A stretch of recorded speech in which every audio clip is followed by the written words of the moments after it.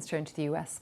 A preliminary report into a mass shooting at a school in Texas in May has found systemic failures in the response of law enforcement. 19 children and 2 teachers were killed when an 18-year-old gunman opened fire at the school in Uvalde. The report says that while almost 400 officers responded, there was a lack of urgency and no one took overall command. Sylvia Lennon-Spence has the details. 19 children and 2 teachers killed amid systemic failures and poor decision-making.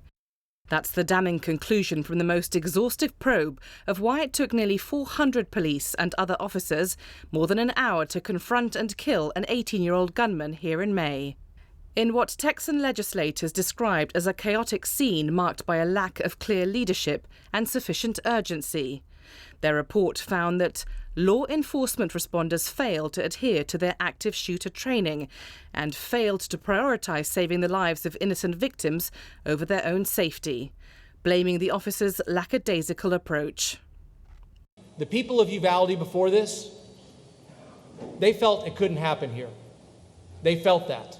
That's the false sense of security I worry about. I think some of the same systems that we found here that failed that day are across the entire state and country. That false sense of security started at the Robb Elementary School's gates. The 5-foot-tall exterior school fence couldn't impede the gunman. Exterior and interior doors were unlocked or propped open due to non-compliance by school personnel, allowing the gunman to easily enter through an unlocked door. I promise you, you do not want this to happen to you. I promise you. Last week, relatives of school children gunned down and seriously injured called for an assault weapons ban, horrified by new footage showing it took officers more than 70 minutes to confront the perpetrator.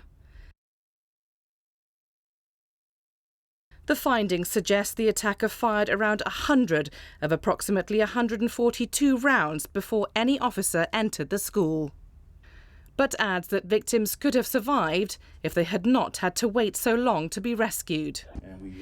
Uvalde School District Police Chief Pete Arredondo, who many thought was in charge that day, was suspended pending an investigation and has since resigned.